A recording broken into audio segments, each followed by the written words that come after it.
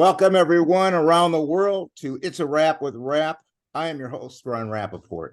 First off, I would like to thank all of our listeners, supporters, and sponsors for making this podcast such a success. The podcast is being heard in all 50 states, all provinces of Canada, and over 70 countries around the world. The podcast has been ranked by FeedSpot as one of the top 35 overcoming adversity podcasts on the web. Please visit our podcast website, it's a wrapwithrap.com, for all the episodes and to order logo merchandise, of which a portion of the sales is donated to charities and service organizations. This podcast features people who have overcome life's challenges and adversities, people who can inspire, motivate, and educate us on an assortment of topics. My guest today is Risa August. Risa grew up in Ohio and graduated from Kent State University with a BA in Geography and Geographic Information Systems. She has extensive experience in the environmental field, having worked for government agencies, various conservation districts, watershed restoration programs, and native tribes. Today, Risa lives in Colorado, where she runs day-to-day operations of an equine Gestalt therapy program. Risa considers herself an artist, a writer, a world traveler, and a certified Gestalt practitioner and teacher of mindfulness. She has just completed her new book, The Road Unpaved, Border to Border with a Brain Tumor and a Bike. Risa is an endurance athlete and passionate road cyclist who has always been attuned to her body. But she began to notice something was wrong in the spring of 2011. After 8 years of medical tests and doctor's visits, she was diagnosed with acromegaly in October 2018. She is here to tell her story of dealing with this rare disease and to share her story with us of her 1,845-mile soul healing journey on the Pacific Coast Highway from Canada to Mexico on a bike. Welcome, Risa, to the podcast. It's an honor to have you here with us. Oh my gosh, I'm so grateful to be here. Thank you. Well, so we're very happy to have you, and you have an awesome story to tell. Now, you started out as a wedding planner. What prompted you to the practice of Gestalt, and specifically equine Gestalt? Am I pronouncing it right, Gestalt? And explain to us, what is Gestalt therapy and the role of horses in this practice? Sure. And it's Gestalt actually is okay, the I don't know if I'm ever going to pronounce it right. That's okay. Say it one more time. Gestalt. Gestalt. Okay. Yes. And it's a German word, and the best way to translate it would be meaning wholeness. Okay. So yeah, so well, gosh, how did I go from wedding planner to Gestalt practitioner? I think, there's a high burnout level for event and wedding and event planning.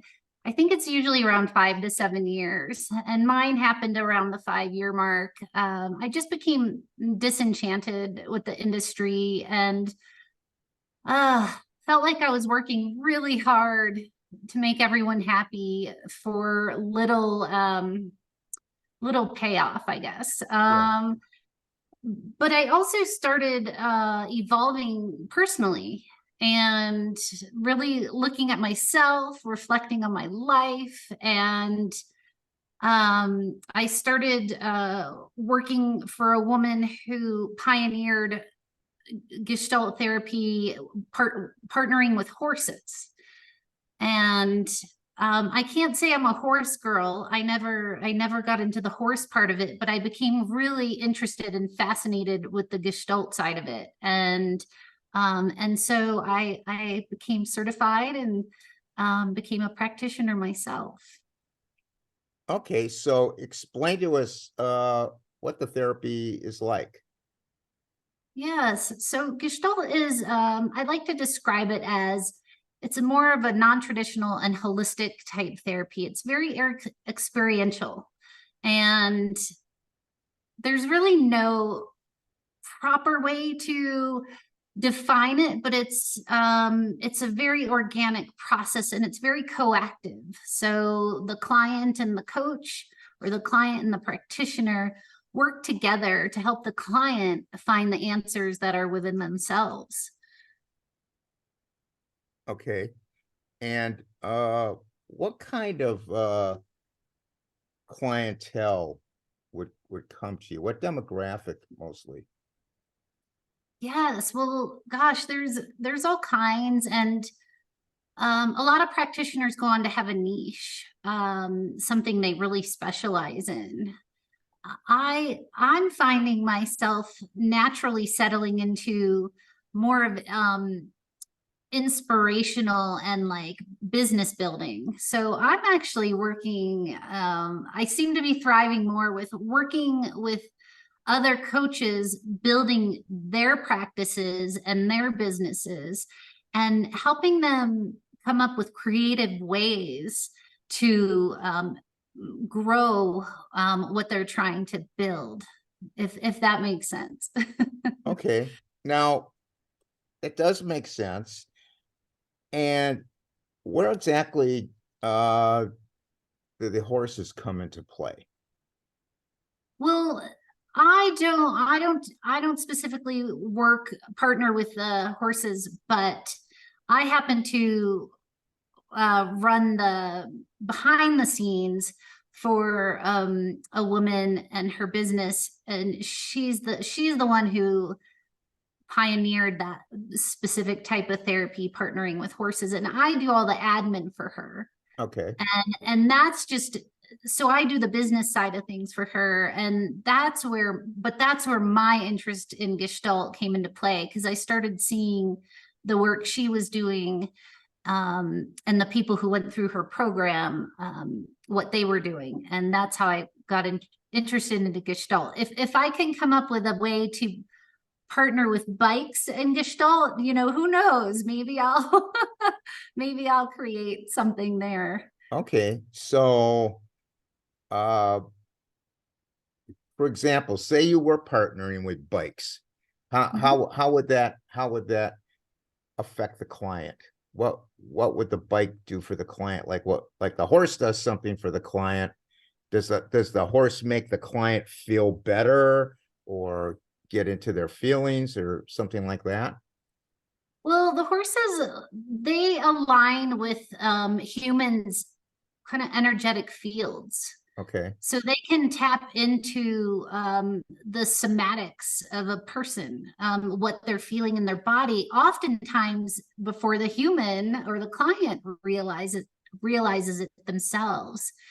And just like people, horses have their strengths as well. So for example, there might be a horse that is really good at aligning a person's chakras, or another horse might be really good at pantomiming. And what I mean by that is they pantomime something that maybe isn't fully aware in the humans, or isn't in the human or the client's awareness. Okay. So the horses will like act it out. It's really fascinating. I had no idea how magical horses were until I started working for this company. So it's like an intuition thing from the horse. Yes, it's very energetic, very they just live on a level that humans are closed off to. Yeah. And like I wasn't even pronouncing the word right, and really never came into contact with Gestalt. But is this something that how do people learn about that it even exists? Do you guys advertise this, or is it just Yes. something they pick up on their own, reading a book, or how does that work? Oh, yeah. I mean, any and all of that. I can give out the website of, my boss's website. She specializes in that, and has certification programs through that. You can pick up a book and learn all about it. Or you can do Google searches, and there's some Gestalt institutes in the country that teach that as Okay. well. So it's heard of, but it's getting out there. It's growing, but it's certainly not new. It's been around for a very, very long time. Now, you trained to become an endurance athlete. Can you tell us some of your accomplishments in that arena, and which of those endeavors was the most challenging for you? I know you did some climbing and all kinds of stuff. So can you tell us about that? Sure. Well, I started in 2003 racing triathlons, and I fell in love with it right away. And so I started to my goal was always to do an Ironman. And so I built my way up to an Ironman distance race, and did my first Ironman in 2010. You can actually see me crossing the finish line behind me on the wall. Okay, now for our audience who doesn't know, and I'm well aware I used to be a runner, triathlon is it's a bicycle ride. How many miles is it? I can't remember. Yeah. So it's a swim, bike, and a run. Swim, bike, and a run. And there's different distances. The Ironman, the full distance Ironman, is a 2.4-mile swim, 112-mile bike, and then a marathon run. So it's 26.2, correct? That 2.5-mile swim, does that have to be done in an ocean, or can it be done in a lake, or how does that work? It depends where the race is. Sometimes it's in an ocean, sometimes it's in a lake or a reservoir, or a very wide river. Okay. Yeah, so I did mine both in lakes. They were the one I did 2 Ironmans, and they were each in a lake. One was in Arizona and one I did in Boulder, Colorado. Okay, and you did other endeavors though, didn't you? Go to Nepal, I believe. I did. I trekked to Everest Base Camp in Nepal, and Everest Base Camp is roughly around 17,500 feet, and then climbed a mountain called Kalapatar, which is just over 1,800,000 feet, and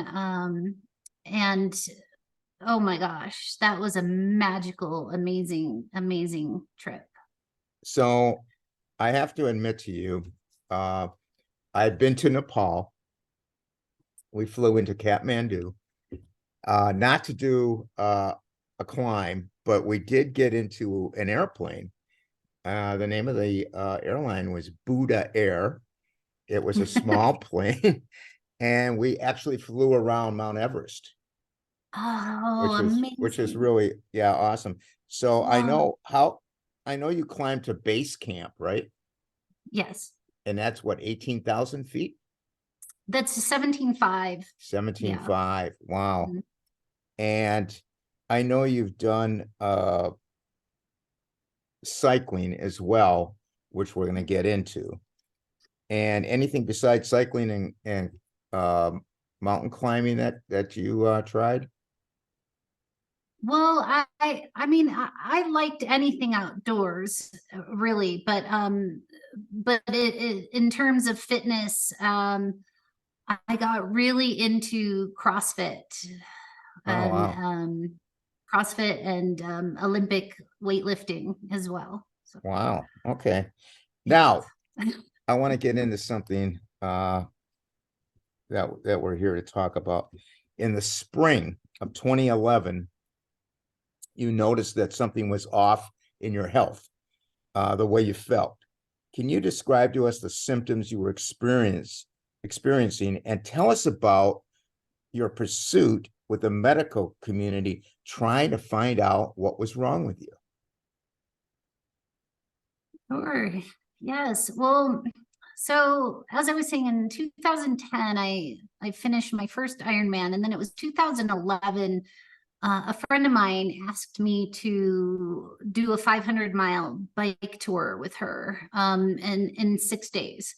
So Wow. 500 miles in 6 days. And, of course, I'm like, yeah, no problem. Right.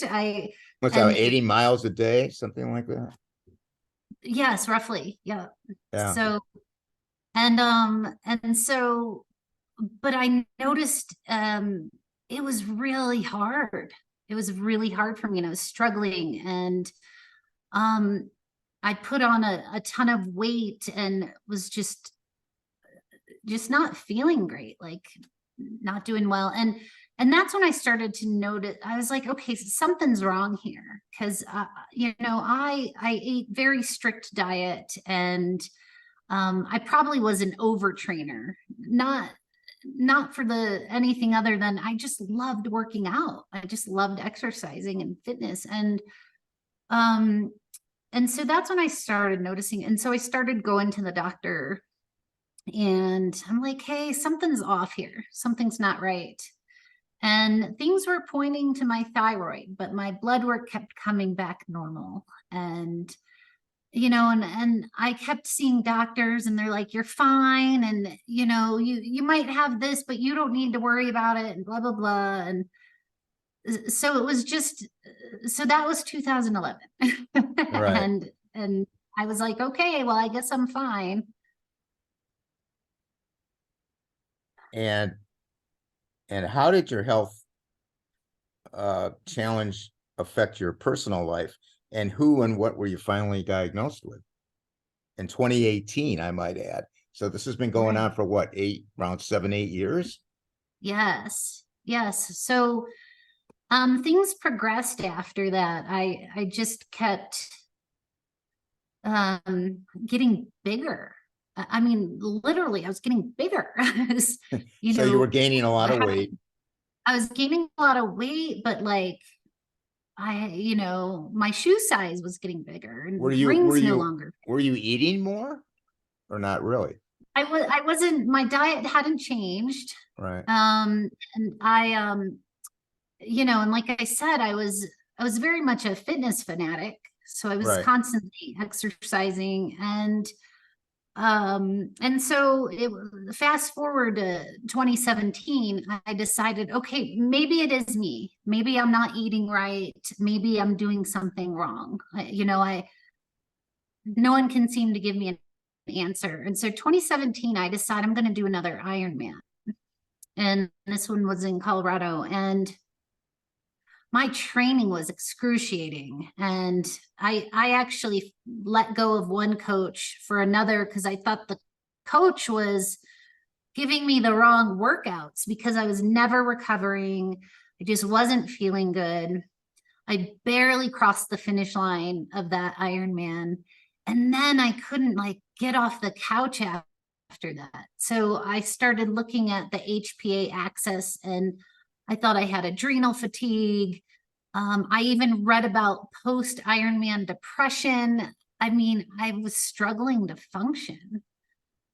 So then 2017 into 2018, it just spiraled from there. I was getting these extreme headaches, still growing, still expanding, a ton of pain in my body. And I kept going back to my doctor, and she would say, no, your blood work's fine. And things were sort of easy to explain away. And okay, she would tell me you're overtraining, or I'm not worried, or and I think people thought I was eating more than I was letting on, things like that. And I started to think maybe I was going a little crazy here. Maybe it is me, and I'm doing something wrong. But it wasn't until the summer of 2018, when my headaches were so severe, that I asked for an MRI. Like it couldn't have been dehydration or overtraining. And my doctor denied it. She was like, no, I don't think you need one. And I said, no, I want to get one, and just rule anything out. Yeah. And she was like, no, they're expensive. You don't need one. And I said, order me an MRI. I got a little demanding at that point, and she did. And a week later, she said, You have an enlarged pituitary. You need to see an endocrinologist. Okay, so just backing up a little bit, all those Sure. years, were you just seeing one doctor for this, or were you seeing other doctors?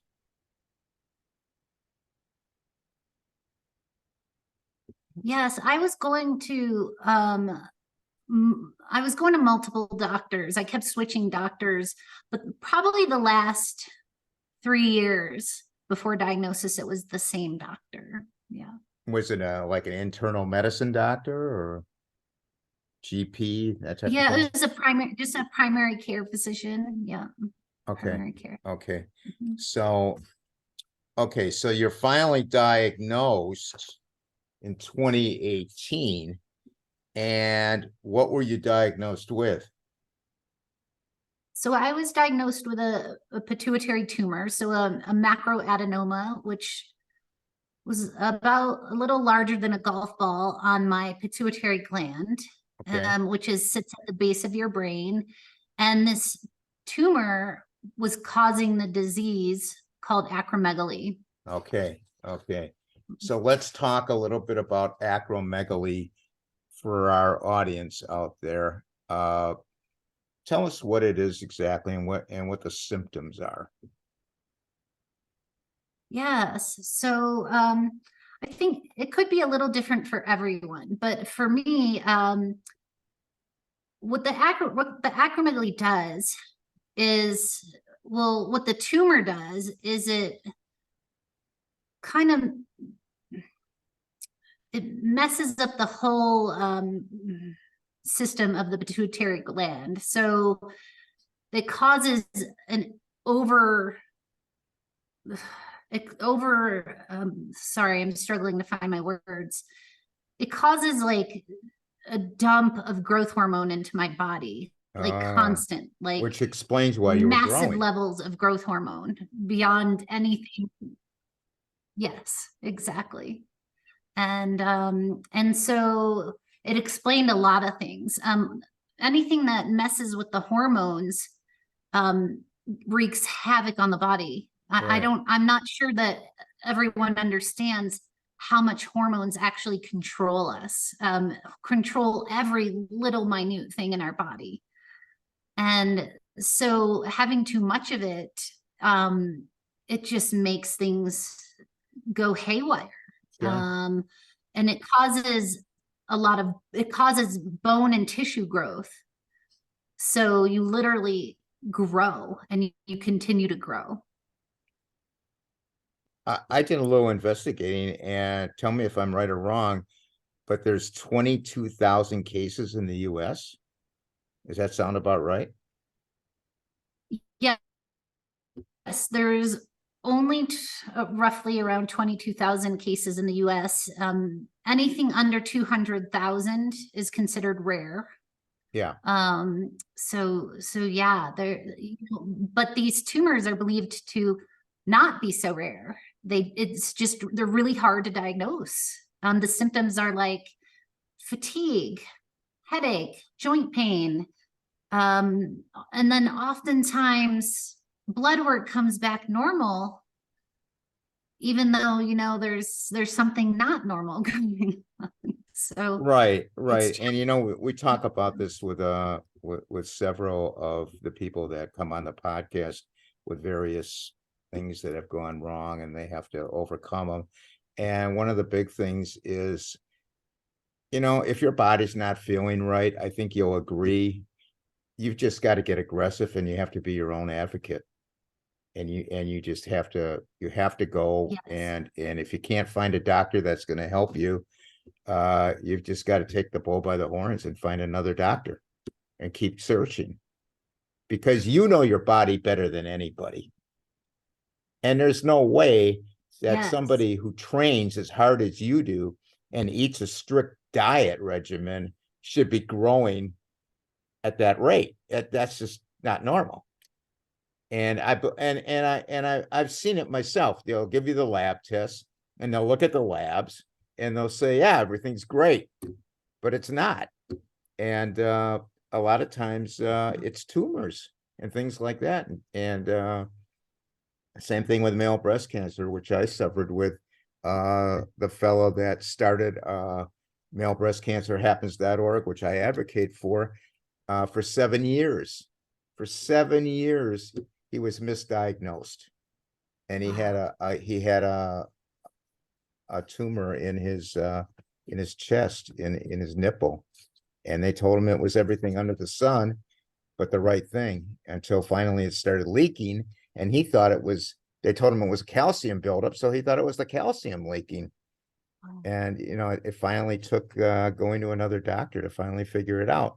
Fortunately, it didn't spread, but the thing out there for the people in the audience is, if you think something's wrong and they're not giving you answers, and you don't like the answers they're giving you, just keep plugging away and go to another doctor until you find out what's wrong with you. Would you agree with that? Yeah. Oh, absolutely. And I became so vocal that I actually had some doctors fire me as a patient, because they tried to tell me what I should do and how I should do it. And I was like, you're not hearing me. Right. I know this doesn't work. Either I've already tried it, or I researched it, or I'm not willing to do that, and I had a couple doctors let me go, which was fine. I ended up, if you read my book, you'll find that I ended up with an amazing doctor, and now it's a very co-active relationship. And she'll say, hey, I think maybe this, and I'll say, I don't want to do that. What do you think of this? And there's a dialogue, and I just feel so blessed to have that. Yeah, I did read your book, by the way. It's an awesome book. Thank you. It was a very good read. Okay, so fast forward, January 22nd, 2019, you have surgery performed. Tell us about that time and your recovery process and your mindset. I know you wanted to get back into cycling. So what was that time like for you? Yes. So I perhaps was a little cocky. I remember thinking, okay, let's just get this over with, this brain surgery. And, because 6 weeks after brain surgery, I had a 250-mile bike ride in Moab, Utah that I wanted to do. So I remember asking my neurosurgeon, how long is this recovery thing going to take? I have this tour, and he looked at me like I had two heads.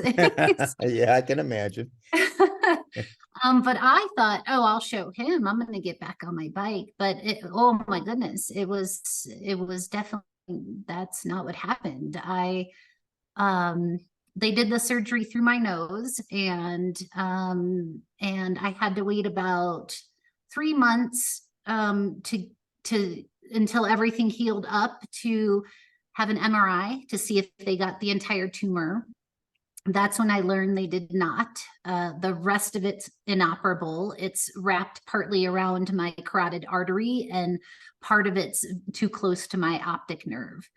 Okay. And so now I have to either get radiation treatment or be on medication to basically stop the tumor from dumping this excessive growth hormone into my body. So even the little bit that they couldn't get was still dumping growth hormone. Yes, and it still is to this day. I'm still not, I ended up proceeding with radiation treatment, which, as you read, was an excruciating decision for me. And I'm still on medication trying to get control of the growth hormone.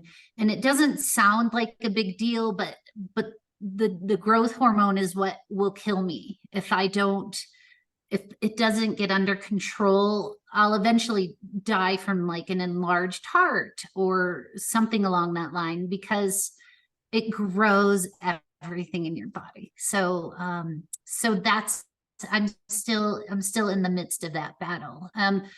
Anyway, sorry, I'm getting ahead here. So 3 months, I find out, okay, it's back. They couldn't get it all. And I couldn't do anything. I couldn't function. I couldn't even get on my bike. I was just wasted. So I started painting, and I was like, I need something more. I can't imagine this being the rest of my life. And so I started thinking about my bucket list, and riding across the country was always on my bucket list, and started looking at routes, and wasn't really thrilled with some of the cross country routes. And then I found the Pacific Coast bicycle route, and Yeah, I was like, that's the one. that leads me to my next question. So you're a very private person from what I learned by reading the book, and you opted to do an 1,845-mile bike ride down the Pacific Coast Highway from Canada to Mexico. And you chose a tour group to do it with, which was kind of not really your style, because you're a very private person, and a tour group probably was the last thing you wanted to do. So what was your reasoning to do such a long ride after surgery, and why did you choose a group tour?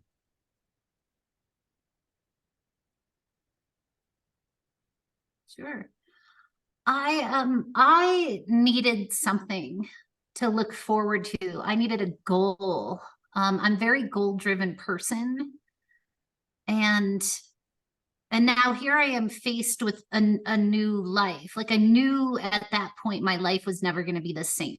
Right. I most likely wasn't going to ever be able to do an Ironman race again. I needed something. Sure. Something to live for, not to sound over dramatic, but for me, I needed something to live for, something to look forward to. And that's how, and really something like this, like, and you, maybe you can relate to this, Ron, but when something like this happens, it really forces you to reflect on your life. Like, what am I doing? And does it feel important to me? Right. And so I I can really relate. started reflecting on my life, and Yeah, I can definitely relate. I Yeah. bet, yeah, I'm very goal yeah, orientated myself, and I certainly know what you're talking about. You want to live for something. You just don't want to yes, sit around, feel sorry for yourself, and you're not going to right. get any better doing that anyway.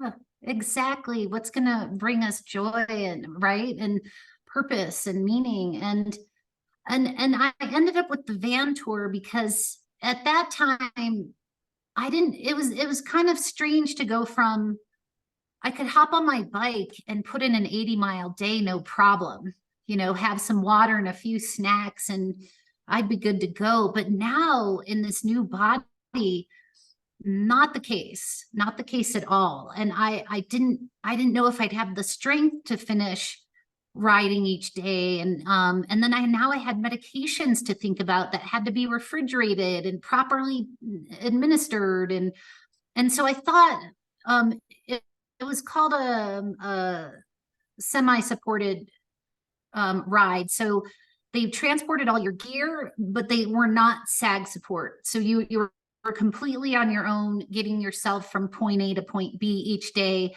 And if you wanted your gear, you had to meet the van in the next town. With that said, it was still this kind of security blanket of, okay, well, if I'm in dire straits, I know I could call them, and for emergency rescue, I'll have them. Yeah. Um, but it turned out to be more challenging than helpful, for many reasons. But there were no rest days, from that I can, let me rephrase that. I didn't get to choose my rest days. I had to follow the van if I wanted a tent and sleeping bag to sleep in the next night. So what So happens, so Rissa, what happens if you have like a flat tire? yeah, I have to change the tire myself, and any issues on the road, you have to figure it out yourself. You're on your own. So, yeah, you're Right. on your own. So they're pretty much just basically transporting your well, for lack of a better word, your gear from Yep. point A to point B. Yeah, like my tent, sleeping bag, extra clothes, Okay. and like medications for me and stuff like Yeah. that. Mhm. Okay. And what about food on the, I mean, how does that work? You just stop on your own or what? During the day, you figure it out on your own. But they actually, we would give them a list of the food we wanted each day, and they would get the groceries for us, and then we would, but it was up to us to cook it. Like it was up to us to cook and prepare our own meals and Okay. everything. So this is not like the Ritz Carlton where they do everything for you. Yeah, no, not this trip. It's not a luxury. It's not a luxury trip. It L- wasn't Let, a luxury trip. let me ask you this. How did you gather the strength to do the ride, especially, and everybody out there, remember, she's still got this tumor in her. What effect did that tumor have on you? And where did you get the strength to do this? Yeah, I feel a little emotional here with that question.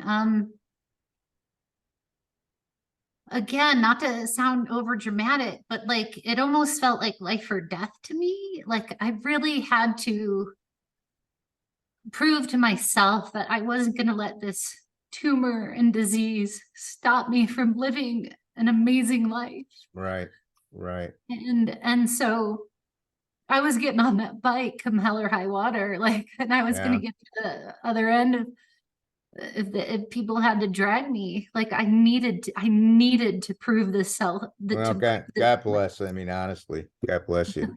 Uh, that's great that you could do that and you could push forward and just over. I mean, not only are you a survivor, you're an overcomer. I have no question about that. Now, I understand you connected with a sponsor, and can you tell us a little bit about that for the Yeah, ride? sure. Yeah, so I reached out to a neuroendocrinologist in San Francisco at UCSF, Dr. Blevins, and he specializes in pituitary tumors and acromegaly. And I said, hey, I'm doing this ride. I want to bring, there's not enough information out there about it. So I want to try to bring attention to this disease. And can you maybe post my story on your website or buy me a jersey or something? And he said, you need to talk with someone. So he pointed me to JD Fascianetti, who partnered with Dr. Blevins to start this Pituitary World News organization. And it's a place for people with pituitary tumors to go to find out more information and Uh-huh. all the latest treatments and things that are happening out there. And so I ended up connecting with JD, and we just hit it off, and he's been such a huge supporter of me and really helped me learn like what's out there, what's possible. He happens to be an acromegaly patient himself, Oh, and wow. they believe he had his tumor for 10 years. It's believed that I had mine for about 15. So and I just, yeah, so he was this huge supporter in that. And then he connected me with some pharmaceutical companies that got on board and were really excited about what I was doing. And it just kind of snowballed into this big thing that I didn't even, all I wanted was a jersey or my story published, and it turned into much bigger than that. Yeah, it's funny how yeah, your life changed, a door closed, but Mhm. then more doors opened. Yeah, absolutely. And now you're doing this and you're affecting people. You're helping people. So yeah, that's great. Now, how did the ride change you and what life lessons did you learn from it? Oh gosh, how did it change me? Well, I went into the ride wanting to do it on my own. I didn't want any help or support. And what I learned was it's okay to ask for help and support. And I connected with some of the people on the trip, and man, thank God for them. And they're and one of them is one of my biggest supporters to this day. But my goal on this ride was to spread awareness and get conversation going around these tumors. And so I carried buttons and stickers with me along the ride, and he was constantly pushing me, like, remember why you're here, remember why you're doing this. And he would make me talk to people, and I'm so grateful for that. And so that was one of my lessons. Another lesson is, you know, life, the obstacles that we come across in our life are often of our own doing. Yeah. We see obstacles as blocks, and what I learned is, no, it's really a matter of perspective. It's a matter of how you look at that. And so a lot of times we say, oh, I can't because of this or that. And it's like, well, what can you do? Well, I can go around it, or I can find another way, or I can go over it or through it, or whatever the case. Or maybe do something completely different and pivot, and that was a big lesson for me. And that's becoming a huge message in my mission to inspire people is, change your verbiage. Yeah. Start asking yourself, instead of telling yourself what you can't do, start asking yourself what you can do. Yeah, I found that out when I was going through my two cancers. Instead of asking, why is this happening to me? Ask, why is this happening for me? Yes. Yeah. Oh my And God. that really that changes the whole ball game. It really does. Rissa, do you have any more adventures lying ahead for you? You have anything out that you're trying to accomplish? I do. My life has gotten so expansive since this bike ride. I've taken a ton of classes, like axe throwing, and I took a silks aerialist class at a circus school, and I've gone indoor skydiving and learned hip hop dance and boxing, and I'm doing all this stuff. And I even hiked over the Salcantay Pass in Peru, which is at 15,000 feet, and went to Machu Picchu. And my next goal is riding my bike across the Camino de Santiago in northern Spain. Yes, I've been on that trail Oh my in God. northern Spain. Especially I was at the stayed at one of the I can't paradors. They call them paradors, where that march ends, and they have that big church there. It's really something else. And there's just people all the time on that trail doing that trail. And that's a great goal. And it's just a great place, northern Spain. Oh gosh, You'll really love it.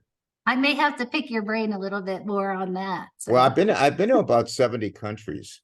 Wow. So yeah, we were That's fortunate. amazing. We started traveling when we were young, and we thought, and I've been to Machu Picchu, so I can relate. So we'll have to chit chat about all that. I would love to. Yes, Yeah. I love traveling. Yeah. Now, Marissa, for those out there struggling with their challenges, whatever they are, it could be health issues, it could be anything. What message do you have for them? Yes. Well, the message would be,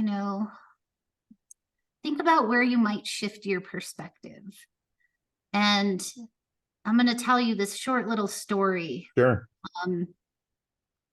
I was only supposed to be in ICU for 2 days. Or no, I'm sorry. I was only supposed to be in the hospital for 2 days. I ended up being in ICU for 10 days. Around day 5, the doctor came in, and I was really put out. And I was like, I was only supposed to be in the hospital for 2 days. It's day 5. When do I get to go home? And he said to me, Rissa, I like to think of it as a matter of perspective. And I'm like annoyed, right? Yeah. And I say, well, okay, doc, tell me what's this perspective? And he said, you're most likely the only one on this floor who will be going home. And I was like, oh my God. Wow. Yeah. That sunk in. And Yeah. after that, I mean, like a light switch, I started shifting my perspective about everything, anything I possibly could. What can happen here? What is possible here?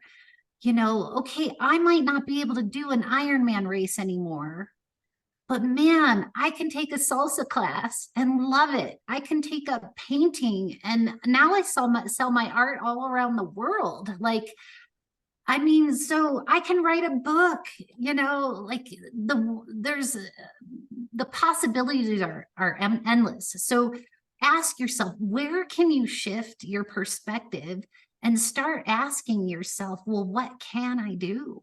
What can I do? Right. That's a Yeah. great story. That's a great story. Risa, for those who want to contact you, how can they contact you? You can go straight to my website, risaaugust.com. That's RISA, August, just like the month.com. And you can find me through my website, and that's probably the easiest way. Okay. So for everybody out there, you want to contact Risa, it's RISA August, like the month.com. I want to thank you, Risa, for appearing on the podcast and educating all of us on Gestalt, acromegaly, and sharing your personal story, making yourself vulnerable. It's very courageous of you to do that and to keep doing it. I wish you nothing but success going forward and good health. Comments and suggestions for the podcast, you can email me at itsarapwithrap@gmail.com. We have a Facebook group, It's a Rap with Rap. We're on Instagram, It's a Rap with Rap podcast. We're on Twitter, or as it's known, X, at Rapper130, WRAPPER 130. We have a website, it's a rapwithrap.com, and we are on YouTube. We have our own YouTube channel, It's a Rap with Rap, the podcast uncut. All the episodes are on YouTube, and it is unedited, so it's the actual tape. And I want to thank everyone for listening. And for now, everybody stay healthy, and it's a wrap.